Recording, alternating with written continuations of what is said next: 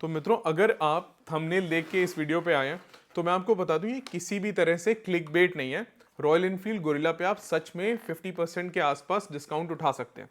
पर उससे पहले बात करेंगे रॉयल इनफील्ड की लेटेस्ट ऑफरिंग, जो कि है ये मोटरसाइकिल, और क्यों रॉयल इनफील्ड ने 450 सीसी सेगमेंट में ही दो मोटरसाइकिल्स लॉन्च किए हैं। इस मोटरसाइकिल में क्या ऐसी चीजें हैं जो रॉयल इनफील्ड हिमालयन से बहुत ज्यादा सिमिलर है, और ऐसा क्या है इस मोटरसाइकिल में जो अपने आप में इसे स्टैंड आउट करने में मदद करता है। इन सारी चीजों के बारे में बात करेंगे और लास्ट में बात करेंगे कि कैसे आप रॉयल इनफील्ड गोरिल्ला पे 50% डिस्काउंट का फायदा उठा सकते हो।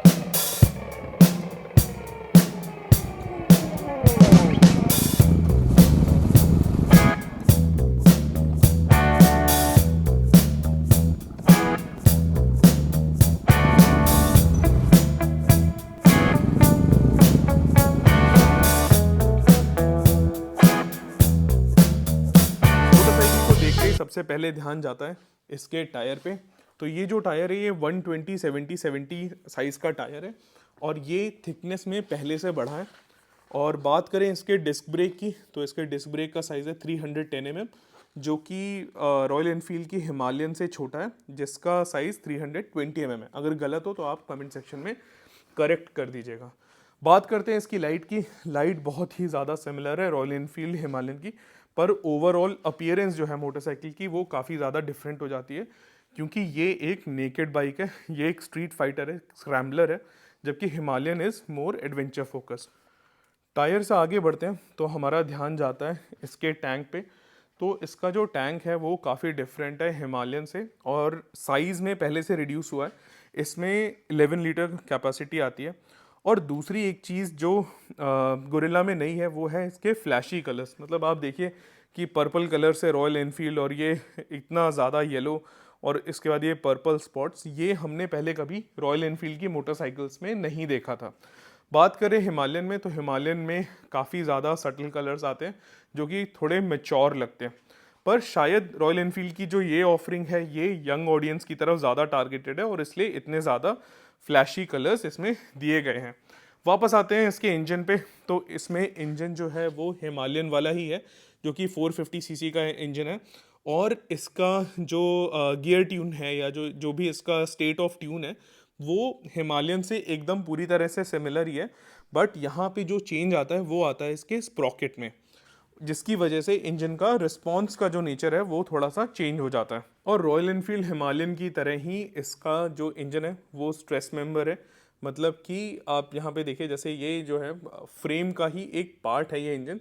हालांकि बीच में शिकायत आई थी कि रॉयल एनफील्ड के शैसी जो है वो टूट रहे थे, जिसके लिए बाद में रॉयल एनफील्ड ने क्लैरिफाई किया कि जो एक्स्ट्रा एक्सेसरीज लोगों ने ली उसे सही जगह पे माउंट नहीं किया, और जिसकी वजह से शैसी जो है वो स्नैप हो रहे थे या टूट रहे थे। बात करें साइलेंसर की, तो साइलेंसर एकदम हिमालयन जैसा ही है।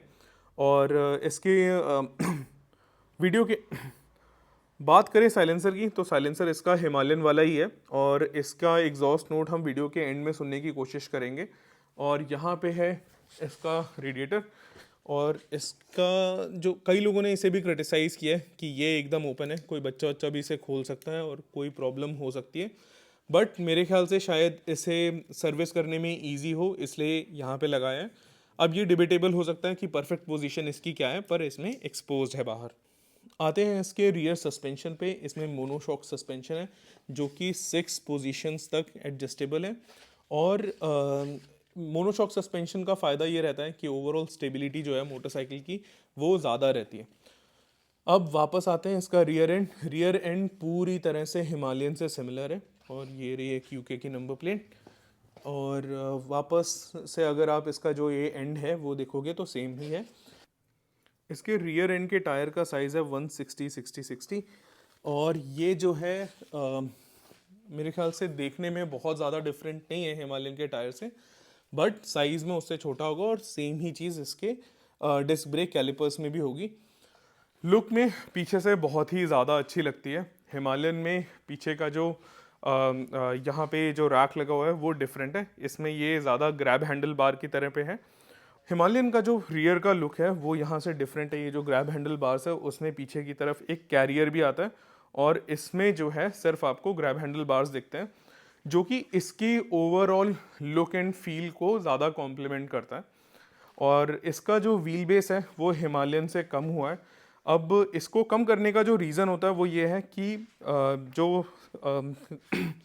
इसको कम करने का जो रीज़न है वो ये है कि gorilla is more of a naked motorcycle, it is more of a scrambler, जिसमें जो कि इस तरह से फोकस्ड है उन राइडर्स पे जिनको कभी कभी ऑफ रोड करना होता है और मोस्ट ऑफ द टाइम्स वो सिटी में ही राइड करते हैं। और इस वजह से इसकी जो एजिलिटी है वो रॉयल एनफील्ड हिमालयन से ज़्यादा होनी चाहिए, और इसी वजह से इसको एक शॉर्टर व्हील बेस दिया गया है। व्हील्स का साइज़ पहले से शॉर्ट है, जिससे कि इसे ट्विस्ट एंड टर्न वाली जगह पे जाने में इस मोटरसाइकिल से काफ़ी ज़्यादा आसानी हो। कई लोग ये भी सोच रहे थे कि जब स्क्रैम 411 को लॉन्च हुए कुछ ही टाइम हुआ था तो इतनी जल्दी उसी रेंज में उन्होंने दूसरी मोटरसाइकिल क्यों लॉन्च कर दी। और उसका रीज़न मेरे हिसाब से ये है कि जो स्क्रैम 411 थी वो पुराने वाली हिमालयन 411 हिमालयन पे बेस्ड थी, और इनको नई हिमालयन को कॉम्प्लीमेंट करने के लिए जो स्क्रैम्बलर चाहिए था वो ये है। अगर आप मेरा ओपिनियन पूछेंगे तो मैं कहूँगा कि इस वाले स्क्रैम्बलर का जो डिज़ाइन है वो बहुत ही ज़्यादा अच्छा है। In fact it is very similar to what Ducati Scrambler looks like. और ड्यूकाटी स्क्रैम्बलर अगर आप प्राइस में देखेंगे इससे बहुत ज़्यादा है, ऑब्वियसली उसका इंजन साइज भी इससे बड़ा है, बट मेरे हिसाब से इस वाली मोटरसाइकिल का लुक एंड फील स्क्रैम 411 से बहुत ज़्यादा अच्छा है। बात करते हैं इसके सीट हाइट की, तो मेरी हाइट ऑलमोस्ट 5'9" है, और आप देख सकते हैं कि मैं आराम से इस पर फ्लैट फिट करके बैठ रहा हूँ। और मेरे हिसाब से अगर 5'8" या 5'7" तक भी कोई है तो उसे बहुत ज़्यादा पैर नहीं, मतलब टिपटो नहीं करना पड़ेगा, जो कि इसमें बहुत अच्छी बात है, जो कि हिमालयन के कंपैरिजन में पहले से छोटी सीट है। रॉयल एनफील्ड की एक्सेसरीज में सीट्स के दो ऑप्शंस आते हैं, जिसमें कि एक इससे भी लोअर सीट हाइट का ऑप्शन है और एक इससे थोड़ा ऊंची सीट हाइट का ऑप्शन है, डिपेंडिंग ऑन आपकी प्रेफरेंस क्या है। बात करते हैं इसके रियर व्यू मिरर्स की, तो ये हिमालयन जैसे ही हैं, एकदम सिमिलर है और कुछ भी यहाँ पे चेंज नहीं हुआ है। और यहाँ पे काई है जो कि हमें हेल्प करेंगे बाकी मेन्यू और फीचर्स के साथ रॉयल एनफील्ड के। तो thank you so much guys for coming on our channel, and could you please help us with everything related to the switch gear and the features that are available in the console? So you turn the dash on. You have the kill switch here. This is a nice kill switch. And the mode button, so that can change if you're in performance or if you're in So eco the mode mode. button. Yes, so that's the mode button. Then hazard lights are there, and then the home button is on the left-hand side. So that goes into the settings on the dash, and then you've got the headlights, the pass switch, and then the indicators, and then this little switch down here goes through Joystick. the joystick goes through all the trip, so you can see your mileage when your next service is due, Okay. and then your battery voltage, engine temperature, Okay. and then to get into the menu. तो आप जैसे देख पा रहे होगे कि यहाँ पे मेन्यू नीचे नीचे यहाँ पे चेंज कर सकते हैं, जैसे कि कार में मल्टी इन्फॉर्मेशन डिस्प्ले रहता है वैसा ही अब मोटरसाइकिल्स में भी आने लग गया। और ये चीज़ ऐसी नहीं है कि जो सिर्फ रॉयल एनफील्ड में ही यूनिक है, अब काफ़ी मॉडर्न मोटरसाइकिल्स में ये सारी चीज़ें आती हैं। And then you can change the appearance of the dash, so you can change the lines, see what ones you can have on there, and then if you go back, you can change the background to like a dark theme, or it does it by itself. And then the brightness, so you can dim it, go even brighter. The screen type, so you can have it digital, like that, or you can have it analog. And then if you go back, you can change what you want. You can change reset the trip, all the content in it, and then your vehicle, you can select which ones you want to see when you scroll through the analog stick and the service. And then just the system, you can change the speed, the miles per hour to kilometers, the clock, the temperature, language, and then just the reset, and then get notifications that come up from your phone when you're connected, and then the version that it's in for the dash. Wow, great.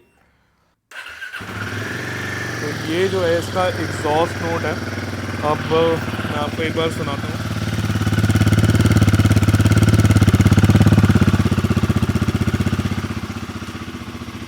तो मुझे ये नहीं पता कि mic में कैसा capture हुआ है इसका जो एग्जॉस्ट नोट है, बट काफ़ी बेसी है। जिस तरह से साइलेंसर पतला सा लगता है उस तरह का नहीं है, बिल्कुल भी KTM वाला जो वाइब है वो इसमें नहीं है। थोड़ा सा थ्रोटी, थोड़ा सा बेसी है, और मुझे ऐसा लगता है कि बाद में अगर आप साइलेंसर चेंज करते हैं तो आप इससे बहुत ही ज़्यादा अच्छी आवाज़ निकाल सकते हो। और काई से जाने से पहले हम पूछते हैं कि इस मोटरसाइकिल पे 50% का जो डिस्काउंट है वो कैसे मिल रहा है। पहले यहाँ के प्राइस के बारे में जानते हैं कि यूके में क्या प्राइस है, and then I will explain कि how you could get 50% discount on this motorcycle. So काई, like what is the price range of this motorcycle and how much time will it take, like if I place an order today, how much time will it take to So get they delivered? range from, depending on the colour, there's 3 different colours. It goes from 4,850, 4,950 and 5,050. And if you order it, it will take, what, 2 to 3 weeks to come from India. Wow. Okay, okay. And this is also being manufactured in India like every Yes. other Royal Enfield. और बात करते हैं उस topic की जिसके लिए आपने video यहाँ तक देखा और जिसकी वजह से आपने अभी तक वीडियो स्किप नहीं किया, कि कैसे आपको गोरिल्ला 50% डिस्काउंट पे मिल सकती है। यहाँ पे जो इसका प्राइस है that is around 4,950 pounds to 5,050 something of that sort. मतलब 5 लाख के आसपास, इंडियन रुपीस में 5 लाख के आसपास इसका दाम है यूके में। अब यही मोटरसाइकिल जो कि इंडिया में बिल्ट होती है, जब इंडिया में ये सेल होती है तो होती है अराउंड 2.54 टू 2.94 के बीच का इसका दाम है। अब आप ये देखिए कि आपको सेम क्वालिटी और सेम स्टैंडर्ड हर चीज़, वही चीज़ जो बाहर आपको जितना प्राइस देना पड़ रहा है उसका आधे प्राइस में आपको इंडिया में मिलती है। तो यही है ये 50% डिस्काउंट। अब आप में से कुछ लोग ऐसा सोच रहे होंगे कि भाई ने तो शुरुआत में वीडियो में बोला कि ये क्लिकबेट नहीं है और एंड में क्लिकबेट ही कर दिया, पर ऐसा नहीं है बिल्कुल भी। मैं आपसे ऐसा इसलिए कह रहा हूँ कि मैं खुद अपनी मोटरसाइकिल, एक इंडियन मोटरसाइकिल को यूके लेके आया हूँ और मैं बहुत ज़्यादा बिलीव करता हूँ इंडियन ब्रांड्स को प्रमोट करने में, और इसीलिए चैनल का नाम भी आपने देखा है, इंडियन बुलेट इन लंदन है। जब हम अपने ब्रांड्स को सपोर्ट करते हैं तब उन्हें ये ताकत मिलती है कि वो जाके ग्लोबल ब्रांड से जाके भिड़ पाएँ, 1-on-1 कर पाएँ। आज की डेट में आप देख रहे होंगे कि कितनी ज़्यादा जो इंटरनेशनल ब्रांड्स हैं जो कि बहुत ज़्यादा टाइम से इस्टेब्लिश्ड हैं, beat Harley Davidson, beat Triumph, उनके भी जिस सेगमेंट में उनका डायरेक्ट कंपटीशन रॉयल एनफील्ड से है, they feel a bit scared. Quality की हम बात करें, स्टैंडर्ड फिट एंड फिनिश की बात करें, मुझे पता है कि कई जगह बहुत इम्प्रूवमेंट की ज़रूरत है रॉयल एनफील्ड को, पर जब बात आती है हम इंडियंस की, अगर हम इंडियंस अपने इंडियन ब्रांड्स को सपोर्ट नहीं करेंगे तो कौन करेगा। दूसरी चीज़ है कि मैं अभी शोरूम में और भी ब्रांड्स की मोटरसाइकिल हैं, अगली वीडियो में आप कहेंगे अगर आप लोगों को ये पसंद आता है तो मैं आपको कावासाकी या फिर एप्रिलिया के जो मोटरसाइकिल्स हैं यूके में, उनके बारे में भी वीडियो बना के आपको दिखाऊंगा कि यहाँ पे उनका क्या प्राइस है और क्या डिफरेंस है इंडियन वर्जन में और इंटरनेशनल वर्जन में। तो कैसा लगा आपको वीडियो, और क्या ऐसी चीज़ है जो आपको लगता है कि हम वीडियो में मिस कर गए, जो हमें एक नॉर्मल वॉक अराउंड में कवर करना चाहिए था? प्लीज़ हमें कमेंट सेक्शन में बताइए। हमें कमेंट सेक्शन में बताइए कि आप और कौन सी मोटरसाइकिल को इस चैनल पे देखना चाहेंगे। हमें बताइए कि क्या इंडियन ब्रांड्स को छोड़ के जो दूसरे ब्रांड्स हैं उन्हें भी हम इस चैनल पे लेके आएँ और आपको दिखाएं कि उनके प्राइसेस और क्वालिटी स्टैंडर्ड जो है वो इंडिया से डिफरेंट है या नहीं है, और यूके में उनका क्या रेट है। ये सारी चीज़ें जो हैं अगर आप जानना चाहते हैं तो हमारे चैनल पे बार बार आते रहिए। और मैं आपसे कहूँगा वीडियो के एंड में कि जुड़े रहिए हमारे चैनल से, देखते रहिए हमारा awesome content, and I will see you in the next one.